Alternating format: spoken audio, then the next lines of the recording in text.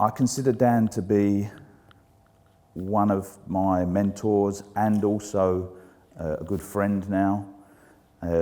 Dan has a fantastic ability to be able to convert very complicated subjects over into something that seems so simple, and you wonder why you were ever confused about it in the first place. He's been voted as one of the top business coaches in the country, in the top 10 business coaches in the country, and in fact just recently has been voted as one of the finalists as the Entrepreneur of the Year. There's only 4 or 5 finalists, so you've got one of the top entrepreneurs in the country talking to you. He's built £1 million businesses, he's got 4 best-selling books.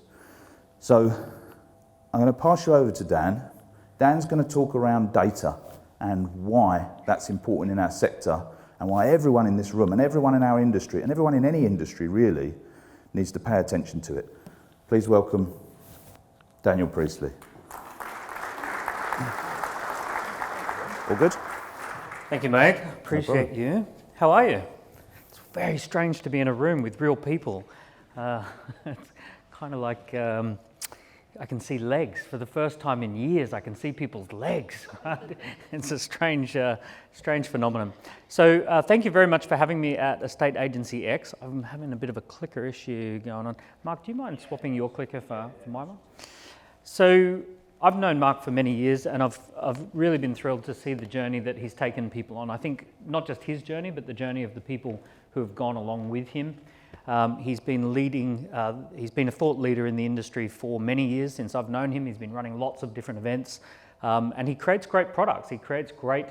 He doesn't just talk thought leadership, he actually acts upon it, puts his money where his mouth is, invests in the technology that is going to be the next game-changing technology. And there, thanks so much, Mark. And I think that makes a big difference. 2 middle ones, up, down, and nice. Pointer at the bottom. Thank you. There we go. So it makes a big difference. A little bit of background from me. I run an entrepreneur accelerator. My background is entrepreneurship. You can hear I've got an Australian accent, but I've lived in London for about 15, 16 years. I came for 2 years back in 2006, but accidentally had 3 children and got married. So I'm here for good now, but I still have the Australian accent. I built a business in Australia and sold it, came to the UK, and I started an entrepreneur accelerator about 10 years ago. We now operate in London, in Sydney, in Toronto. We have about 3,500 companies that we've incubated and accelerated over the years. And it's given us a great perspective of different businesses. I also have done some acquisitions, so I've acquired a group of what's called growth services companies. So we own all of these companies here in the growth services group, giving us a really good insight into different businesses, how they're growing, how they're scaling. So we've got the accelerator side of things, but we've also got the hands-on working with companies day to day in our growth services company. And it's a global business operating the 3 major time zones now. Going into the pandemic, we had 8 offices around the world. We now have 3 time zone offices. So it's been a bit of a change in the last 2 years, but it's been a really positive change. We've stripped down and become a more lean organization while also growing exponentially as well. So disruption, let's start with obviously the big elephant in the room. This is probably one of the first live events you've been to in a while. So we all got disrupted. I don't think it was actually so much disruption as acceleration. So, Dent is the best accelerator in the world up until COVID. COVID came along and accelerated a lot of trends that was happening. The way people were living and working coming into COVID has been accelerated by the pandemic. And for the last 10 years, I've been showing these kind of slides and saying that there's this great shift in humanity. The great shift in the way that we live and work is upon us. You can imagine what it was like in the agricultural age when people were on the farm using their horses and farming the traditional ways, and then they look across to the neighbouring paddock and they see some 22-year-old on a tractor, and they think to themselves, my goodness, how is that 22-year-old doing the job of 100 people? They're just sitting there, just sitting on a tractor, doing the job of 100 people, ploughing a field using this new technology. And very rapidly, that sparked an industrial revolution that changed the way that people lived and worked. So in the agricultural age, 95% of people were connected to farming and connected to food production and the land. A very small percentage of people worked outside of that. And then when the Industrial Revolution kicked in, the way that we live and work completely shifted and changed. We had this new innovation called the factory, and everyone kind of moved into these urban areas and moved into cities and became factory workers. And there was an interesting situation that happened, that there were two classes of people. There was the factory owner and the factory worker. And the two of those were two very different people. You didn't have people who owned the factory working in the factory, and you didn't have people who worked in the factory suddenly getting ambition to own the factory, right? So those two were very different. When I first came to London in 2006, I joined a little private members club called Adam Street down off the Strand. And down in Adam Street, there was this new type of worker, and they were a strange type of person. They would sit there with their laptop and their business cards, calling themselves an entrepreneur. And essentially the entrepreneur is part factory owner, part factory worker, right? They kind of own the means of production and they work the means of production. They're trying to build something by working in it and also owning it. And that was a very strange idea, the fact that someone could be sitting in a coffee shop with a laptop calling themselves an entrepreneur. And today, look at what's happened with COVID. Everyone's working from home, everyone's working from coffee shops, everyone's working remotely. We're going through a great shift and a great change right now. Right now, there's a lot of euphoria with people saying, wow, isn't this amazing? I can live and work from anywhere.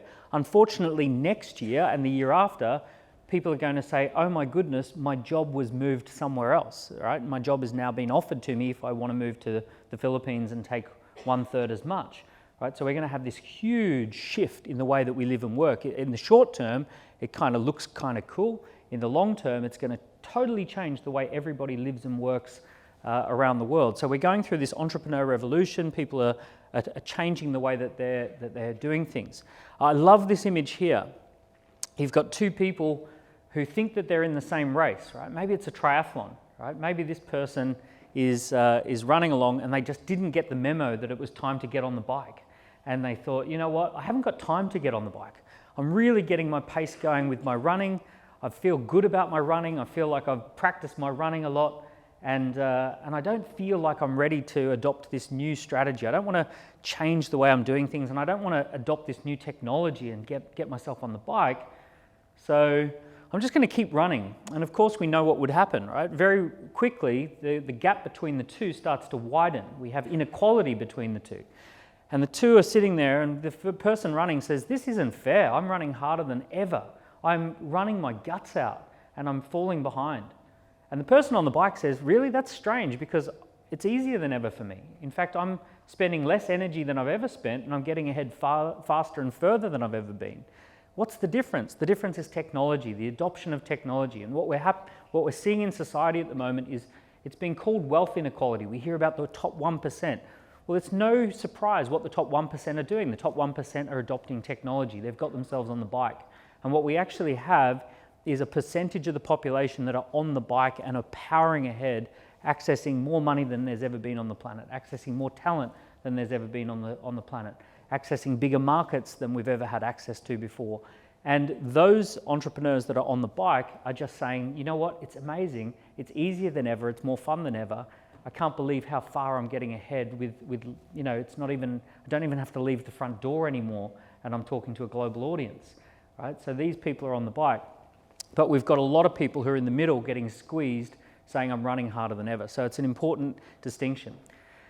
Now the game is also changing as we speak, and there's a big shift, a big change that's happening. Some of you are just getting your heads around social media. You're just getting your heads around how that might be a major strategy for your business. But I want to say that if we were talking in 2007, in fact, you can look at the footage of me talking in 2007, and I said, whatever business you think you're in, you're also in the media business now. And I kept telling people, you've got to see yourself as a media company. You've got to create photos, videos, images, publications. You've got to be out there publishing stuff. And I said that from 2007 to 2020. And I really said, you've got to become a media business. But as we go from 2020 and beyond, there's more to the story now. You've got to be a data business. You've got to figure out how to use data analytics in your favor, right? Data is the big innovation at the moment. If you look at US presidential elections, they tend to predict the big trends in how business should run. FDR, he had a fireside chat with the radio, and then radio became a big thing. JFK had a live televised debate to win the election, and then television became a big thing. Obama, he won the election using social media in 2008, social media engagement, and then that became a big thing. In 2016, our elections got disrupted through data analytics. There was a company called Cambridge Analytica which crunched data, analysed data, found weak spots in democracy and went and drove a wedge right into those weak spots. And they did that with data. They couldn't have done it if it wasn't for data analytics. And what that tells you is that the big trend for the next 10 years is about data and data analytics. That sounds like such a weird thing to talk about, especially in a state agency, but it's absolutely what we need to be talking about. So let's start with a little bit of data about the estate agency industry. This is from something called the Scale Ups Report, which talks about fast growth entrepreneurs and fast growth companies. And in particular, it looks at the very small number of companies that are growing by more than 20% year on year. These are called scale ups. So real estate has not yet been disrupted. We can see that the retail industry has been massively disrupted because new technologically advanced retailers are coming in and disrupting the retail space. What does that look like?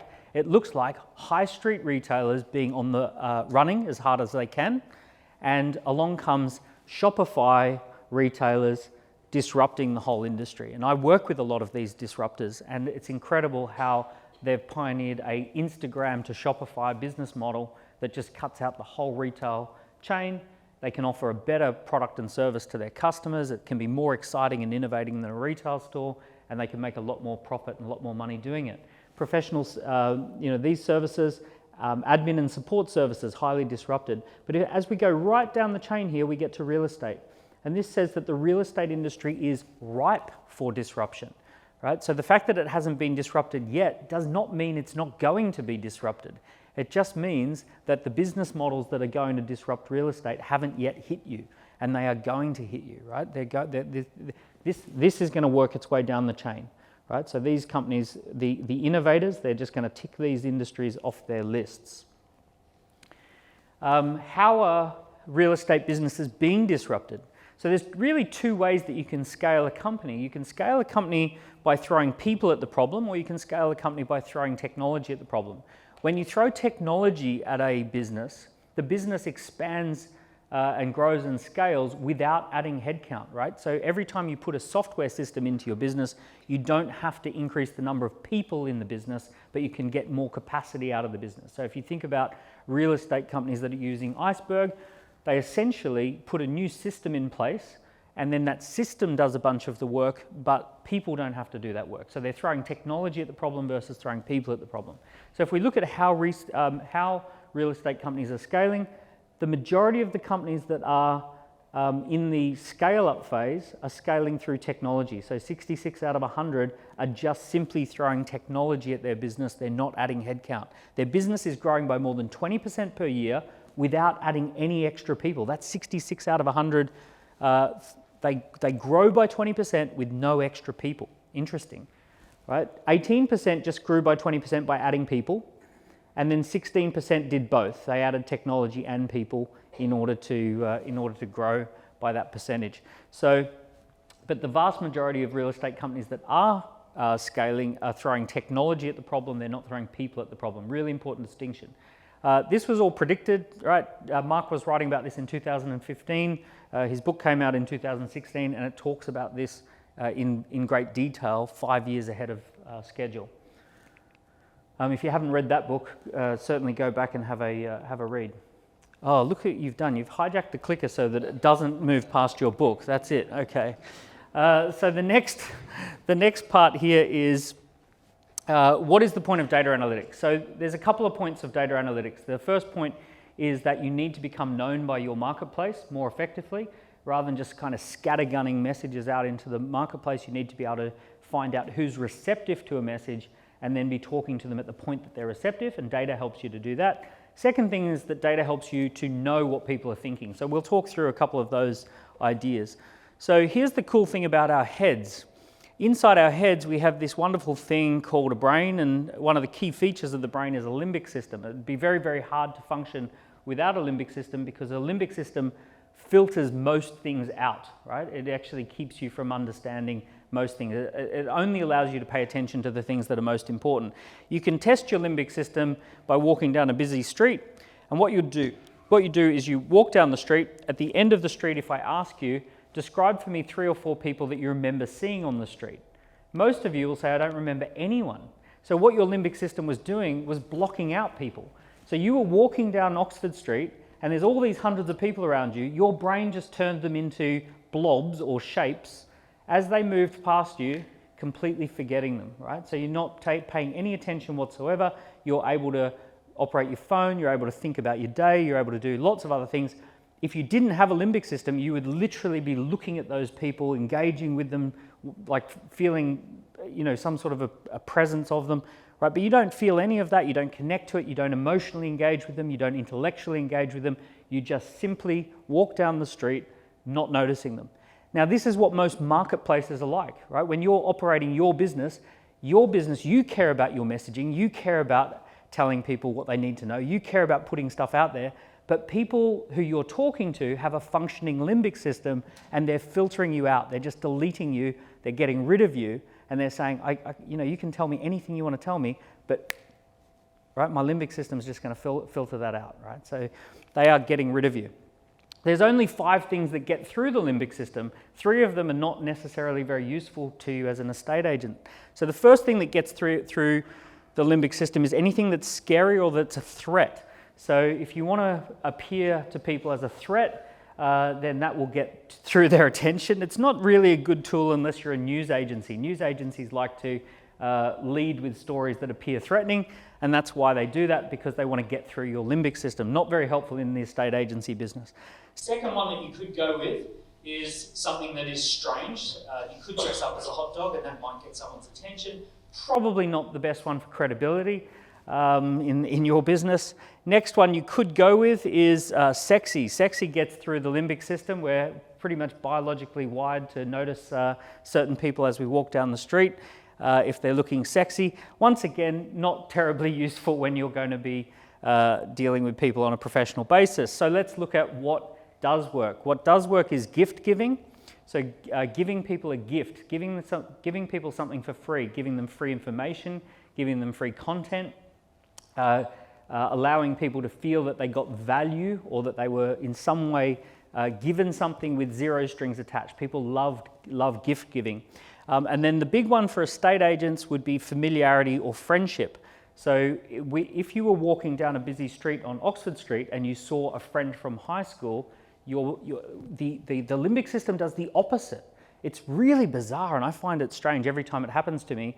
If there's somebody who I know and I see them on the other side of the street, my brain goes bam, bam, bam, bam. Oh, look, there's Mark. Mark and Haley, they're walking down the street. Oh, and I will cross the street and say, hey, Mark, how's it going? Because he's familiar to me. My brain filters him in, not out. So this is a really powerful thing, that what we need to do is become familiar. So the biggest weapon that you've got out of these 5 is going to be familiarity. The fact that you're familiar to people, that you show up as a face that they recognize, that they feel familiar with. So how does this system work? It's called the know, like, and trust system. We need to get to know people, like people, and trust people. Google researched this system. They found that when people buy from someone, they buy on the 11th interaction typically. So what Google did is they went through people's search history and they had a look at how many times did somebody visit the Iceberg website before they subscribe to Iceberg, right? And it turns out it's about 11 times. They have to read a blog, read an article, look at a YouTube video, maybe follow a social media account.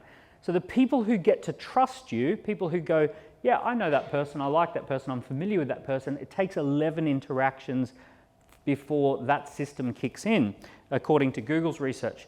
There's somebody called Professor Robin Dunbar, an amazing researcher here in the UK, who studied how primates organize their friendship groups. And it turns out that we have these different friendship groups that are called Dunbar's numbers. And essentially we have 15 very close friends who you would confide in them if you're in a really dark place. You have about 50 close friends that you keep in touch with fairly regularly. You have about 150 friends that you would happily have over to your home and have at a dinner party, or you'd break bread with them. Then you get into your acquaintances, and then you get into people that you kind of know by name and you know where you met them. You might know one or two things about them. So essentially, anyone who's going to be able to sell to someone, if you're going to be able to be a salesperson, you're going to need to be in these zones here. It's unlikely that you'll be here, but it's going to have to be somewhere around here. So Dunbar found that in order for you to be occupying someone's space in their head in that 500 to 1500 range, you have to have spent about 7 hours or been in 4 locations with them in the last 90 days. So in the last 90 days, 7 hours, 4 locations. A location could be Facebook, a location could be YouTube, a location could be social media accounts that you share. So 7 hours worth of content, 7 hours worth of interacting, that's where people jump up into that piece of awareness. So if you combine all of that, we call this the 7-11-4 system. So the 7-11-4 system is essentially, how do we get through the limbic system? 7 hours, 11 interactions, 4 locations. If you're doing 7-11-4 with people, you're suddenly getting through the filtering system and you're making it into their awareness. So you need to have a way to scale spending time with someone, right? Having positive interactions with someone and seeing them or meeting up with them in different locations. Now, you can't just be scattergunning this because you would be spreading yourself too thin. You need a strategy that when somebody perhaps hits your website, it triggers a series of interactions that starts the 7-11-4 process on autopilot. So that when someone has a little bit of an interest, at the moment that they're taking an interest in buying a property or selling a property, letting a property, at that particular moment, you need a computer system that figures out this is the moment that this person's going to be receptive and they're interested, and then we're going to begin a 7-11-4 journey with that person to make sure that we are building the awareness, we're building the familiarity, and we're getting ourselves there. So people typically, when they buy something, before buying, they talk to someone, they book a time, and before that all happens, we always think about this part, but we never really think about this part. It turns out that the research suggests that part is more important than the talking to someone. By the time you're talking to someone, it's probably already too late, or it's going to be very labor intensive to try and do that. What this effectively does is it takes the market, which is a nebulous concept, and creates a tribe. And the tribe are the people who feel that they know you, like you, and trust you. They feel like they're in some ways loyal to you. They're wanting to work with you. So what we want to do is we use the 7-11-4 research to the advantage to actually warm people up, right? The old-fashioned term for that was just warming up a prospect. So we need to be able to use technology to do that. One of the key strategies for this is called becoming a key person of influence. The human brain is built for faces and people, and we won't be able to replace that anytime soon. Here's a great example of this. Who wants to take a guess? What is the color in the logo of the G? Who wants to just call out what they think it is? Red, blue, yellow. Any takers for green? Yeah, we've got a green as well. We've got 2 greens. Who said yellow? Who said red? And blues? Oh, we've got a few more blues. You've probably seen the logo 10,000 times at least. Right, it's blue, it's always been blue. But humans don't remember logos. We don't remember brands and symbols. We remember faces. We're built for people. Social media is powered by our love of people. So what we have to do is build personal brands. Have a look at this. Richard Branson, 12.7 million followers versus Virgin, 245,000. I bet you the 245,000, they're just people complaining about their chicken sandwich on their flight or something like that, right? They're not particularly followers even, but the people who follow Branson, they love following Branson. They feel that they know Branson, they feel that they've connected with him in some way. That's the power of the personal brand. Mark's 100% ahead of the curve on this as well. He's been building a personal brand since day one, since I've been working with him. He's been putting out media, putting out a TV show, engaging on social media, all of those sorts of things. We get to know him, like him, and trust him. He publishes great content, right? All of that is about building the personal brand. Let me be really clear. In the estate agency industry, your big disruptors are going to be people with personal brands. There's no question about it. The people who are going to be selling the most real estate are the people who have powerful personal brands. You're probably all familiar with Summer Newman, right? She's, I know her dad is often at these conferences. She's got 40,000 followers on Instagram, 1 million followers on TikTok, and hundreds of thousands of subscribers on YouTube. When she lists a property or when she promotes a property, it sells within days because she can just simply drop a video-based tour of that property onto her social media, and she's got a ready-made market of people who know her, like her, trust her, and she has been able to essentially get the biggest and most exciting properties in the world who are chasing her down in order to list their property or promote their property. Now, the key to this is what you're seeing here is a surface strategy. You're seeing on the surface, right? You're seeing a very much the, what shows up on social media. What you're not seeing is the sophistication running behind the scenes. Behind the scenes, they're capturing the data and owning the data. They're building automation systems. They're making sure that they're figuring out and crunching all that data. You can't get to the levels that they're at and be as effective as they are without doing the behind the scenes stuff as well. So if you think that this pair, her and Matt, are just purely and simply just kind of being, flashy with their social media, you've missed the point. Behind the scenes, they're a data analytics business, and they're every bit data analytics and media. But make no mistake, these are the types of people who are going to disrupt the hell out of your business, right? Those big, juicy listings that you would love, those multi-million-pound properties, they're going to go to these types of people again and again and again. This is going to be a business model that others are going to copy and follow. So the second thing with data analytics is the ability to know what other people want. We need to be able to figure out how to be a mind reader. In fact, when we think about our best friend is actually a data analytics problem. The reason your best friend is your best friend is because they know what you like. They know what you're up to. They know what movies you've watched and what music you enjoy. They know stuff about you. We think of our best friends in terms of the data that we share between us. It's a data analytics thing, right? So when we talk about having a best friend, it's because we know stuff about them and they know stuff about us. We need to be able to do that with more people at scale. Here's a fun game. So we've got two characters here, a buyer and a seller. Obviously, young Wally has done well. He wants to upgrade and buy a big home. Time for Wizard to move out of the big home and downsize, downgrade. They've got a contract hidden somewhere in the map. They just need to get together. So you've got to find Wally, and you've got to find the Wizard, and you've got to find the contract. Okay, go. Just hands up when you've found them all three. Right. Now this is the world that we live in, right? So we live in this big, complex, difficult world to understand. When we're running our businesses, we look out there and we're having a hard time making sense of the whole thing. Has anyone found Wally yet? We got one, okay. Right, so it's very time consuming finding the right person, right? Finding the buyer, finding the seller, finding the contract. So if I said, let's apply data analytics says, well, we've crunched the data and we know that it's not there, right? So we know that all of that is not the right person to talk to. Has anyone found Wally or the Wizard now? Hands up if you've spotted him. Right, and what's happening we've got a few more now. Right, and what's happening in the data analytics that's coming out next year and the year after is that this stuff's getting so good that this is what it'll be like.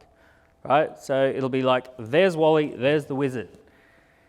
So can you imagine that your job, literally imagine your job was to get paid by finding Wally in the Wally map. That was your job. And you're up against someone who has a system that just puts a circle around Wally and says, there he is, right? And you're sitting there going through map after map after map, calling through all the people on the map saying, are you Wally, are you Wally, are you Wally? And the data's just, the person you're up against, the person you're trying to compete with, has a system in place that just automatically blocks out half the map and after a few seconds figures out who Wally is. That's the future in the estate agency business. There are going to be those on the bike and those who are running, and that's what it's going to look like. I used to run really big events all the time. So we used to run big events every month somewhere in the world, Singapore, USA, Australia, London. We used to have all these really great events, hundreds of people. Typical venue like this here in London was about £30,000 for the day. It was a concert theatre that we used to run our events at. And then we just stopped doing it. Everyone said, gee, you must have gone quiet. Your business must have collapsed or gone, something's wrong if you're not running these big events. I said, we just don't need to anymore because we started data analytics. We started a thing called a scorecard campaign. Our online scorecards, people take the scorecard, they answer a few questions. We know whether we should talk to them or not. We don't have to have an anonymous 500 people in a room in order for us to sell something. We can just have 500 people taking a scorecard, and we know the 3 people who are going to buy just by the way that they answer their scorecard. So essentially, we just stopped doing this leading into the pandemic, and we're probably not going to do it post-pandemic. The business has exploded in our success. We're way more profitable because we don't have all these overheads. But the reason was we just switched to data analytics, and we didn't have to play Where's Wally with the audience anymore. This is what it looks like in your industry. So this is a firm in Texas, and they have on the front of their website, are you ready to sell your home? Answer 10 questions, determine your readiness to sell score. So people go in, they take the scorecard, they fill in their details, it asks them a series of questions, right? So it just goes through and it says, do you currently own or rent your home? Where would you like to be? How soon would you want to sell? So all of this stuff just gets asked, and then they get a score at the end and it says, yep, you're 68% ready to sell your home, and they see a nice report, and then it asks them what they want to do next, and it books them into an appointment perhaps. On the back end, they get all the data about each prospect, they can see what's going on with each person, they can see how they answered every question, they get all the leads coming in, and they can start crunching that data. Now that's the kind of thing that smart firms are doing. They're using ways of figuring out who they should be talking to first. Once again, Mark and Haley, Iceberg, they're way ahead of the curve. They've actually been doing this exact strategy for years. I think this was their 2019 Discover Your Estate Agency Marketing Score that they put together. Right? So they've been figuring this data analytics thing out for years. They're well ahead of the curve. You crunch the data, you can gain insights, you talk to the right people. So digital assets are the key to making all of this work. Digital assets are the ones where you can track them, you can measure them, you can set up systems against them. You must start thinking about digital assets as being as valuable as real estate assets. In fact, that's actually true. From 2015 onwards, the vast majority of the wealth of the wealthiest companies in the world is made up of just digital assets. So back in 1975, they gave a term called intangible assets, which was this kind of thing that they called goodwill, and they also called it intangibles. Today we know what that is. It's things like brand and culture and systems and media and all of these things that don't cost much to produce, but they add a lot of value. But back in 1975, there wasn't many of those in the top 500 companies in the US. But as of 2015, those are essentially the vast majority, and that trend just continues. So the biggest and most successful companies on the top 500 in the US, they have about 85–90% of the value of their company is digital assets now. So this stuff is more valuable than real estate. The biggest and most valuable piece of real estate on the planet right now, does anyone know what is the most valuable piece of real estate on the planet? Bitcoin. Bitcoin is about as valuable as Australian dollars. Just all the Australian dollars is just a little bit worth just slightly more than Bitcoin. The most valuable real estate on the planet is smartphone screens. If you can occupy a smartphone screen, if you can be the one who shows up on the screen, that makes you extremely valuable. The most valuable companies on the planet, if you were to work out each day how many people are looking at their products and their brands on the smartphone screen, those are the ones that are the most valuable. On average, people spend 2 hours and 51 minutes on their smartphone each day, and that trend just continues and continues and continues, as you're probably aware from your own personal behavior. It's just people spending time on smartphone. Your business is going to be judged by how you show up on that smartphone. If your business doesn't show up powerfully on people's phone, then it doesn't show up powerfully in the world. and you will be beaten by someone who does show up powerfully on the smartphone. Final little thing before we get into some Q&A. This image, not a great image on a big screen, but you'll get the point. In 1900, this was New York, and there is one car on the street and everything else is horse and cart, right? The whole street is full of horses and carts, and there's one car that pops onto the street in 1900. Fast forward 13 years, and they took the same photo and they found one horse and cart and everything else had become cars, right? So it had completely shifted, completely transformed. And I'm sure in 1900, plenty of people were saying, oh, this car thing won't take off. We've got plenty of time. You know, my horse business is great. It's going to be fine. Things move slowly at first, and then they move really, really fast. In 1995, many of you got your first mobile phone, and it was a Nokia. Didn't do a lot. 13 years later, along comes the smartphone. Oh, right, and it had a terrible camera, hardly any storage. It was a bit of a joke. In fact, that one there, I think, is the iPhone 3. I don't even think the first one actually had a camera.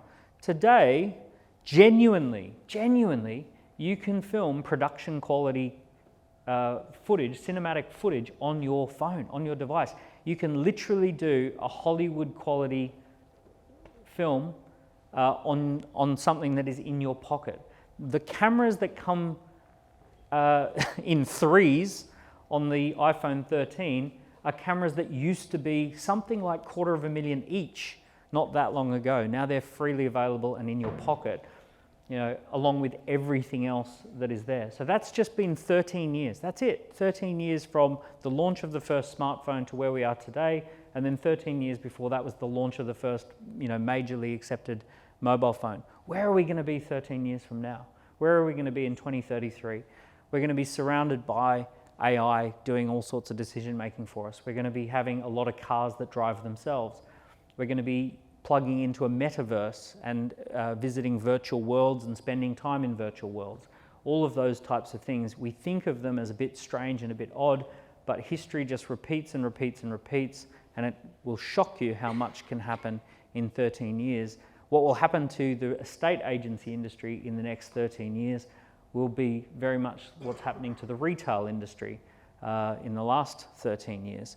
A great wave is moving through the economy, disrupting every single business, and you get the chance to surf it or get dumped by it. And it's as simple as that. You surf or get dumped because it's such a big, powerful wave. And I just want to say, by virtue of the fact that you're in this room, spending time thinking about this stuff, probably says you're going to be the group of people who are surfing the wave. And it's a very, very good thing to be hanging out with others who are doing that as well. Thank you very much for having me kick off the conference, and happy to do some Q&A.